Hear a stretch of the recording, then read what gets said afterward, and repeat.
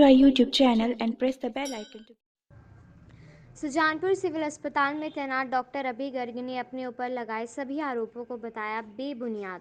Doctor ANM विवाद में police ने 4 लोगों के खिलाफ दर्ज किया मामला। सुजानपुर कम्युनिटी हेल्थ सेंटर में तैनात डॉक्टर अभय गर्ग ने एएनएम सरबजीत कौर की ओर से उस पर लगाए गए आरोपों को बेबुनियाद तथा तथ्यहीन करार कर दिया। उनका कहना है कि इस बात में कोई सच्चाई नहीं है, उल्टा एएनएम तथा उनके परिवार की ओर से ड्यूटी के दौरान मुझे पर हमला किया गया है। उनका कहना है कि उन्होंने ड्यूटी लगाने में किसी से भी कोई पक्षपात नहीं किया तथा सभी एएनएम की ड्यूटी बराबर लगाई गई है, जबकि बिना वजह ही सरबजीत कौर की ओर से विवाद को खड़ा किया गया। सुजानपुर पुलिस ने डॉक्टर अभय गर्ग के बयानों के आधार पर एएनएम सरबजीत कौर, उसके पति हैप्पी राय, बेटे उदय तथा एक अन्य साथी सुशील कुमार निवासी बजरी कंपनी पठानकोट के खिलाफ धारा 186, 375, 427 और 34 आईपीसी के तहत मामला दर्ज कर लिया।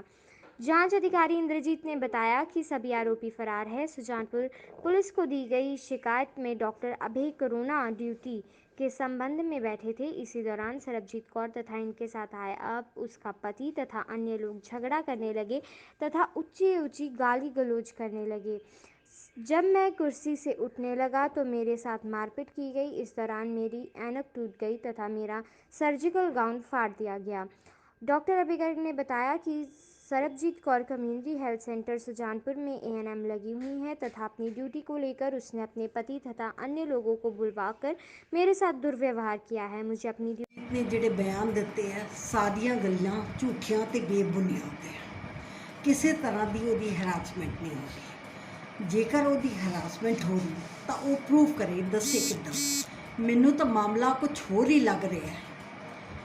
ਮੈਨੂੰ ਇਹ ਜਾਪਦਾ ਹੈ ਕੁਝ ਹੋਰ ਚੱਕਰ ਹੈ। ਇੱਕਦਮ ਮੀਡੀਆ ਦਾ ਆ ਜਾਣਾ, ਇੱਕਦਮ ਪੁਲਿਸ ਨੂੰ ਰਿਪੋਰਟ ਕਰਨਾ, ਆਪਣੇ ਹਸਬੈਂਡ ਨੂੰ ਲੈ ਕੇ ਆਉਣਾ, ਇੱਕਦਮ ਡਾਕਟਰ ਨਾਲ ਲੜਨਾ, ਸਾਰਾ ਸੀਨ ਕ੍ਰੀਏਟ ਕਰਨਾ, ਇਹ ਸ਼ੋਅ ਕਰਦਾ ਹੈ ਵੀ ਇਹਦੇ ਪਿੱਛੇ ਕੁਝ ਹੋਰ ਸਾਜ਼ਿਸ਼ ਹੈ। ਮਾਮਲਾ ਕੋਈ ਇੱਦਾਂ ਨਹੀਂ ਹੈ ਕੋਈ ਰੋਸਟਰ 'ਚ ਇੱਕ ਡਿਊਟੀ ਵੱਧ ਜਾਂ ਘੱਟ। ਖੈਰ ਡਾਕਟਰ ਸਾਹਿਬ ਨੇ ਮੈਂ ਚੈੱਕ ਕੀਤਾ ਹੈ ਰੋਸਟਰ 'ਚ ਬਰਾਬਰ ਡਿਊਟੀਆਂ ਲਗਾਈਆਂ। 17 ਤੱਕ ਲਾਕਡਾਊਨ ਸੀ ਅਤੇ ਫਲੂ ਕਾਰਨਰ 17 ਤੱਕ ਸੀ ਅਤੇ ਬਾਅਦ 'ਚ ਜੇ ਐਕਸਟੈਂਡ ਹੁੰਦਾ ਤਾਂ ਸਾਨੂੰ ਪਤਾ ਨਹੀਂ ਸੀ ਅਤੇ ਇਸ ਕਰਕੇ ਬਰਾਬਰ ਡਿਊਟੀਆਂ ਲਗਾਈਆਂ ਗਈਆਂ। 5 ਕੁੜੀਆਂ ਹੈ ਅਤੇ ਇਸ ਕਰਕੇ ਇੱਕ ਸੰਡੇ ਹਰ ਇੱਕ ਕੁੜੀ ਨੂੰ ਦਿੱਤਾ ਗਿਆ ਅਤੇ ਇਹ ਖਾਮਖਾਹ ਇਸ਼ੂ ਕ੍ਰੀਏਟ ਕਰ ਰਹੀ ਹੈ। ਕਿਸੇ ਕਿਸਮ ਦੀ ਕੋਈ ਗੱਲ ਨਹੀਂ। ਇਹਨੇ ਸਾਰੀਆਂ ਝੂਠ ਗੱਲਾਂ ਕੀਤੀਆਂ। ਇਹਨੇ ਇਹ ਕਿਹਾ ਹੈ ਵੀ ਮੈਂ ਪਿਛਲੇ 4 ਸਾਲ ਤੋਂ ਇੱਥੇ ਹਾਂ।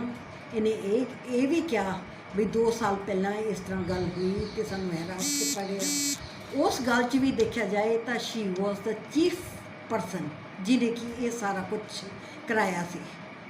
ਜੇਕਰ ਇਹ ਕਹਿੰਦੀ ਉਹ ਕੁੜੀ ਦੁਖੀ ਹੋ ਕੇ ਬਾਹਰ ਚਲੀ ਗਈ, ਜਿਸ ਤਰ੍ਹਾਂ ਦੇ ਐਲੀਗੇਸ਼ਨਸ ਉਸ ਕੁੜੀ ਨੇ ਲਗਾਏ ਸੀ ਇਹਦੇ ਕਹਿਣ 'ਤੇ, ਜੇਕਰ ਮੈਂ ਚਾਹੁੰਦੀ ਕਿ ਮੈਂ ਉਹਦੇ ਐਲੀਗੇਸ਼ਨਸ ਉਹਦੇ ਹੁਣ ਵੀ ਪਏ ਹੋਏ ਆ, ਉਹ ਜੇ ਮੈਂ ਭੇਜ ਦਿੰਦੀ ਐਂਬੈਸੀ 'ਚ, ਉਹ ਕੁੜੀ ਕਦੀ ਨਹੀਂ ਸੀ ਜਾ ਸਕਦੀ।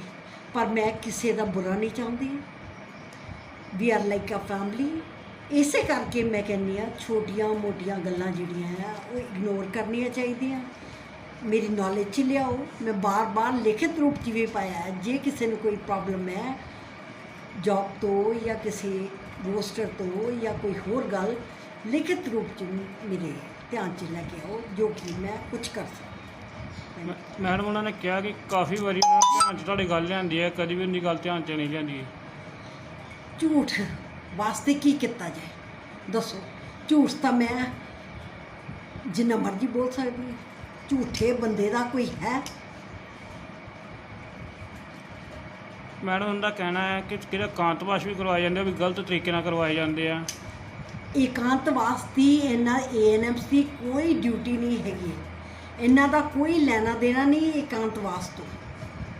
ਇਹ ਬਿਲਕੁਲ ਸਰਾਸਰ ਝੂਠ ਬੋਲ ਰਹੀ ਹੈ। ਇਕਾਂਤਵਾਸ ਸਿਰਫ MPHW ਗੁਲਾਬ ਕਰਦਾ ਹੈ ਅਤੇ ਦੂਸਰੀ ਗੱਲ ਇਹ ਹੈ ਉਤੋਂ ਲਿਸਟਾਂ ਆਉਂਦੀਆਂ ਰਹੀਆਂ ਡਾਇਰੈਕਟ ਗੁਲਾਬ ਨੂੰ, ਜਾਂ ਫਿਰ RRT ਟੀਮ 'ਚ ਡਾਕਟਰ ਆਪਣੇ ਆਂਚਲ ਹੈ ਉਹ ਇਹਨੂੰ ਡਾਇਰੈਕਟ ਕਰਦੇ ਹੈ।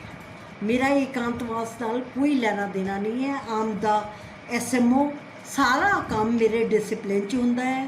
ਕਿਸੇ ਕਿਸਮ ਦੀ ਕੋਈ ਪ੍ਰੋਬਲਮ ਹੁੰਦੀ ਹੈ ਡਾਕਟਰ ਆਂਚਲ ਮੈਨੂੰ ਪੁੱਛਦੇ ਹੈ, ਜਾਂ ਮੈਨੂੰ ਕੋਈ ਆਂਦੀ ਹੈ ਲਿਸਟ ਤੇ ਮੈਂ ਅੱਗੇ ਫਾਰਵਰਡ ਕਰ ਦਿੰਦੀ ਹਾਂ ਡਾਕਟਰ ਆਂਚਲ ਨੂੰ, ਜਾਂ ਫਿਰ ਇਹਨੂੰ ਗੁਲਾਬ ਨੂੰ ਕੀਤੀ ਜਾਂਦੀ ਹੈ। ਇਸ ਤਰ੍ਹਾਂ ਏਕਾਂਤਵਾਸ ਨਹੀਂ ਕੀਤੇ ਜਾਂਦੇ ਓਰਲੀ।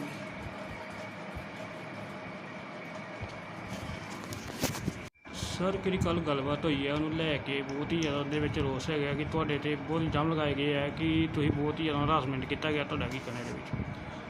ਮੈਂ doctor Abhay Garg CHC Sujanpur child specialist ਇੱਥੇ ਪਿਛਲੇ 1.5 ਸਾਲ ਤੋਂ ਇੱਥੇ ਕੰਮ ਕਰ ਰਿਹਾ।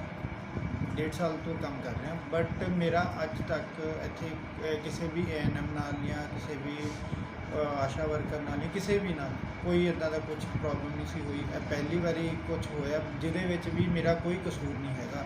ਇਹ ਜੋ ਵੀ ਇਹਨਾਂ ਨੇ ਆਰੋਪ ਲਗਾਏ ਹੈ ਮੇਰੇ ਉੱਤੇ, ਇਹ ਸਾਰੇ ਹੀ ਝੂਠੇ ਹੈ, ਬੇਬੁਨਿਆਦ ਹੈ ਜੀ।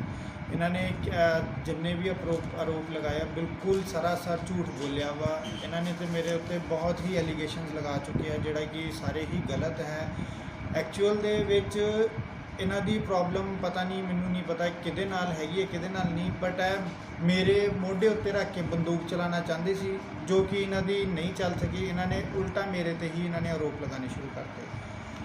ਇਹਨਾਂ ਨੇ ਇਹੀ ਚੀਜ਼ ਇਹ ਆਲਰੇਡੀ ਪਲਾਨ ਕਰਕੇ ਆਏ ਹੋਏ ਸੀ, ਕਿਉਂਕਿ ਇਹਨਾਂ ਦੇ ਪਰਸੋਂ ਵੀ ਇਹੀ ਜਿਹੜੇ 3 ਅਣਪਛਾਤੇ ਬੰਦੇ ਜਿਹੜੇ ਸੀ ਇਹ ਪਰਸੋਂ ਵੀ 2 ਵਜੇ ਦੇ ਲਾਗੇ ਆਏ ਆ ਮੇਰੇ ਵਾਸਤੇ, ਹਾਕੀ ਲੈ ਕੇ ਹੀ ਆਏ ਹੋਏ ਸੀ। ਤੇ ਪਰਸੋਂ 2 ਵਜੇ ਦੇ ਵੱਜਣ ਦੇ ਕਾਰਨ ਮੈਂ ਇੱਥੋਂ ਛੁੱਟੀ ਕਰਕੇ ਚੱਲ ਚੁੱਕਿਆ, ਕਿਉਂਕਿ 8 ਤੋਂ 2 ਦਾ ਟਾਈਮ ਹੈ। ਤੇ ਇਸ ਕਰਕੇ ਪਰਸੋਂ ਮੈਨੂੰ ਨਹੀਂ ਮਿਲਿਆ। ਇਸ ਕਰਕੇ ਇਹਨਾਂ ਨੇ ਕੱਲ ਮੈਨੂੰ ਟਾਰਗੇਟ ਕੀਤਾ ਹੈ। ਇਹ ਮੈਨੂੰ ਕਹਿ ਰਹੇ ਹੈ ਕਿ ਮੈਂ ਇਹਨਾਂ ਨੂੰ ਹਰਾਸ ਕਰ ਰਿਹਾ।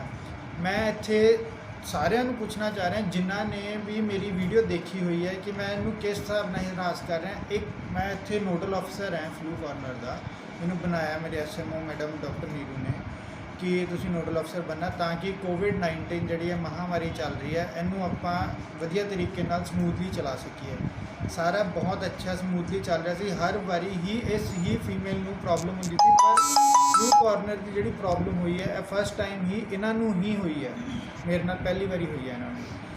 ਇਹਨਾਂ ਦਾ ਕਹਿਣਾ ਹੈ ਕਿ ਮੈਂ ਇਹਨਾਂ ਦੀ ਡਿਊਟੀਜ਼ ਜ਼ਿਆਦਾ ਲਗਾ ਰਿਹਾ। ਮੈਂ ਸਾਰਿਆਂ ਨੂੰ ਪੁੱਛਣਾ ਚਾਹ ਰਿਹਾ, ਮੈਂ ਜੀ ਮੇਰੇ ਕੋਲ ਪ੍ਰੂਫ ਪਿਆ, ਰੋਸਟਰ ਬਣਿਆ ਹੋਇਆ ਵਾ 1 ਤਰੀਕ ਤੋਂ ਲੈ ਕੇ 17 ਤਰੀਕ ਤੱਕ ਰੋਸਟਰ ਮੈਂ ਬਣਾਇਆ ਸੀ, ਕਿਉਂਕਿ ਲੋਕਡਾਊਨ 17 ਤੱਕ ਹੈ, ਅੱਗੇ ਕੰਟੀਨਿਊ ਹੋਣਾ ਹੈ ਨਹੀਂ ਹੋਣਾ ਆਈ ਡੋਂਟ ਨੋ, ਠੀਕ ਹੈ ਜੀ। ਤੇ 5 ANM ਦਾ 5 ANMs ਦੀ ਮੈਂ 3 ਹੀ ਡਿਊਟੀਜ਼ ਲਗਾਈਆਂ ਵਾ।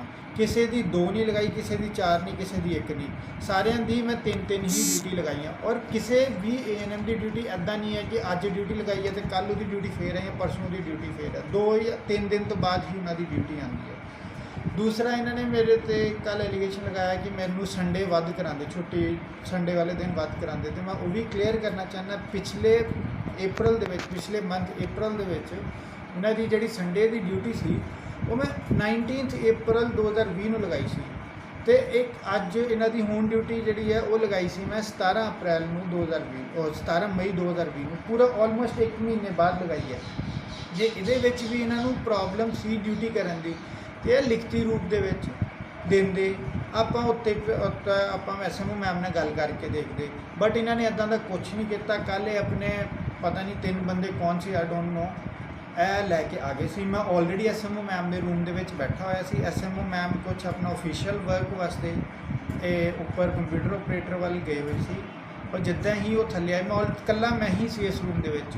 ਇਸੇ ਰੂਮ ਦੇ ਵਿੱਚ ਸਾਰੀ ਵਾਰਦਾਤ ਹੋਈ ਹੈ, SMO ਮੈਮ ਦੇ ਰੂਮ ਦੇ ਵਿੱਚ ਹੀ ਮੈਂ ਇਕੱਲਾ ਬੈਠਾ ਹੋਇਆ ਸੀ। ਇੱਕਦਮ SMO ਮੈਮ ਆਏ, ਨਾਲ ਹੀ ਪਿੱਛੇ ਹੀ ਸਰਬਜੀਤ ANM ਨਾਲ ਉਹਨਾਂ ਦੇ 3 ਬੰਦੇ ਕੋਈ ਪਿੱਛੇ ਆ ਗਏ, ਸਾਰੇ ਆ ਕੇ ਬੈਠ ਗਏ ਜੀ। ਇਹਨਾਂ ਦੇ ਬੈਠਦੇ ਹੀ ਮੈਡਮ ਨੇ ਪੁੱਛਿਆ, ਹਾਂਜੀ ਦੱਸੋ ਜੀ ਤੁਸੀਂ। ਕਹਿੰਦੇ ਜੀ ਤੁਸੀਂ ਮੇਰੀ ਵਾਈਫ ਨੂੰ ਬਹੁਤ ਜ਼ਿਆਦਾ ਹਰਾਸ ਕੀਤਾ ਹੋਇਆ ਵਾ, ਉਹਦੀ ਡਿਊਟੀ ਜ਼ਿਆਦਾ ਲਗਾਉਂਦੇ। ਮੈਮ ਕਹਿੰਦੇ ਜੀ ਇਹ ਨੋਡਲ ਅਫਸਰ ਹੈ। ਮੈਂ ਇਸ ਸਾਈਡ 'ਤੇ ਬੈਠਾ ਸੀ ਜਿੱਥੇ ਇਸ ਟਾਈਮ ਇੱਥੇ ਕੁਰਸੀ ਲੱਗੀ ਹੁੰਦੀ ਹੈ, ਤੇ ਸਰਬਜੀਤ ਮੈਡਮ ਬਹੁਤ ਹੀ ਮੇਰੇ ਤੋਂ 2-3 ਮੀਟਰ ਦੀ ਦੂਰੀ ਦੇ ਵਿੱਚ ਬੈਠੇ ਹੋਏ ਸੀ। ਤੇ ਇਹਨਾਂ ਨੇ ਮੈਨੂੰ ਕਿਹਾ ਵਾ ਕਿ ਹਾਂਜੀ ਮੈਡਮ ਕਹਿੰਦੇ ਜੀ ਕਿ ਇਹ ਨੋਡਲ ਅਫਸਰ ਹੈ, ਇਹਨਾਂ ਨਾਲ ਗੱਲ ਕਰੋ।